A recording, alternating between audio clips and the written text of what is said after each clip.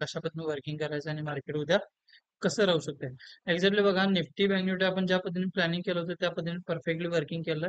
म्हणजे exactly bank Nifty पण चांगल्या पद्धतीने वर्किंग केलं. फक्त निफ्टी जर आपल्याला त्या लेवलला रिस्पेक्ट दिलं नाही आणि त्या लेवलला फक्त सस्टेन झालं नाही, बाकी काही नाही, एसएल वगैरे काही तिथे हिट झालेलं नाही. इंटरेस्टिंग पॉईंट हा होता की आपण एक गोल्ड मध्ये छोटासा व्ह्यू दिला होता. तो व्ह्यू अॅक्युरेटली वर्किंग केलाय. आता मी त्या लेवल थोडंसं चेंज केलेलं आहे. नाहीतर तुम्ही जर जो दोन बघितला असाल किंवा तुम्ही जर आपल्या ग्रुपला जॉईन नसाल तर नक्की ग्रुपला जॉईन करा. त्या लेवल मी सकाळी ग्रुपला मेन्शन करून दिल्या होत्या किंवा मी कालही प्रोडक्ट मध्ये सांगितलं होतं रविवारी की आपल्याला उद्या अशा अशा लेवल दिसायला मिळतील, अशा अशा लेवलला बाईंग घेऊ शकतं आणि इथून तो म्हणजे गोल्ड वर जाऊ शकतो. एक्झॅक्टली तुम्ही जर बघितला तर गोल्डची आपली जी बाईंग लेवल होती, तुम्हाला जस्ट या ग्रुपमध्ये दाखवून जातो, लक्ष द्या. एक्झॅक्टली आपली बाईंग लेवल होती बघा 1982 आणि 83 दरम्यान, आणि तिथून आपला व्यू तर 3000च्या आसपास जाईल.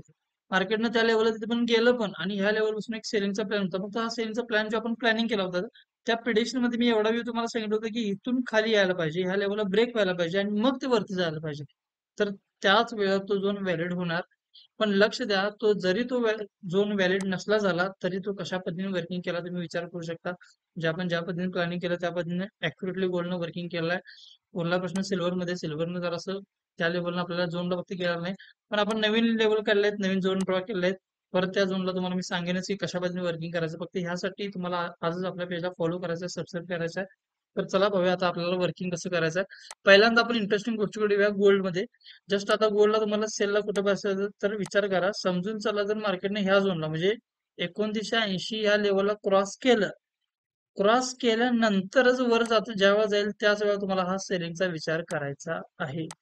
अन्यथा ह्याच्यामध्ये पण सेलिंग झोन असेल आणि ह्या सेलिंगला कुठे तुम्हाला एंट्री घ्यायची, एक्झिट करायचा आहे, हे तुम्हाला आपल्या ग्रुपला समजून जाईल. तुम्ही जर या ग्रुपला जॉईन नसाल तर AC4X हा ग्रुप आहे आपला.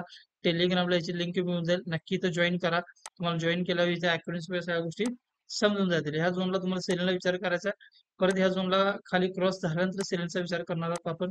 त्यानंतर समजून झालं जर वन साइड मध्ये जर खाली येत असेल तर मग काय करायचं हे तुम्हाला मी ग्रुपला सांगेन त्या की कशा पद्धतीने वर्किंग करायचं. आता करंटली जर झोन बघितला तर एकच सेलिंग झोन आपल्याला निघालेला आहे.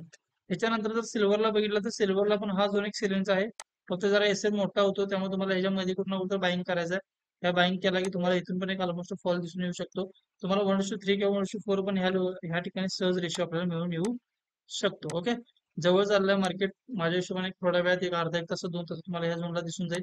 नक्की या झोनला तुम्ही एंट्री केलं तरी चालू शकतं. हा झाला सिल्वरचा आणि गोल्डचा एक छोटासा व्ह्यू. तर चला पाहूया आता निफ्टी बँक मध्ये आपल्याला उद्या कशा पद्धतीने वर्किंग करायचं. निफ्टी मध्ये तुम्हाला असं वाटलं असेल की बाय पुटला ब्रेक केलं, तर नाही, कारण एक्झॅक्टली बघा पहिली कॅन्डल मोठी आहे आणि पहिल्याच कॅन्डलला कॉल साईडला ब्रेक केलाय. पुढचा म्हणला तर ते पुढचा कुठलाही व्ह्यू बनलेला नाही, कारण जो पण हा एक्सिलेट होत नाही तुम्हाला पुटला विचार करून चालणार नाही. आता एकतर ह्या ठिकाणी जर तुम्हाला पुटला बसायचा असेल तर तुम्हाला ते जरासं अवॉइड करायला पाहिजे, आणि जर तुम्ही बसत असाल तर हा थोडासा रिस्की ट्रेड राहू शकतो. अन्यथा जरासं तुम्हाला म्हणजे निफ्टीमध्ये कन्फर्मेशन व्ह्यू पर्यंत जरासं वेट करायचं आहे. बँक निफ्टीमध्ये जर बघितलं तर बँक निफ्टीमध्ये आपल्या लेवलला रिस्पेक्ट केला आहे. बँक निफ्टीची जी बाईंग जोर ते बाईंगला वरती ऑलमोस्ट जाऊन 60-70% आपलं टार्गेट टर्न केलाय. उरलेलं टार्गेट माझ्या हिशोबाने गॅप ओपन होऊन देऊ शकतं. जर नाही दिलं तर तुम्हाला फ्लॅट ओपन झाला तरी इथे कॉल साईडला बसलं तरी चालू शकतं, किंवा हा हाय ब्रेक केल्यानंतर पण कॉल साईडला बसलं तरी पण चालू शकतं. हा एक झाला निफ्टी आणि बँक निफ्टीचा व्ह्यू. तर ह्या पद्धतीने आपण वर्किंग करणार आहे. बाकीचे तुम्हाला स्टॉक्स वगैरे मी जे सांगितलं होतं त्या स्टॉक्स जे काही काही त्या स्टॉक्सला बाईंगला आले, काही काही स्टॉक्स सेलिंगला आले, काही काही स्टॉक्स माझ्या हिशोबाने 1 किंवा 2 एसएल पण दिला असतील. पण तुम्ही फक्त ते स्ट्रिक्टली फॉलो करत चला. जे पण आहे, जे पण तुम्हाला इंटरेस्ट सांगेल त्या झोनला आल्याशिवाय तुम्हाला ती एंट्री करायची नाही आहे.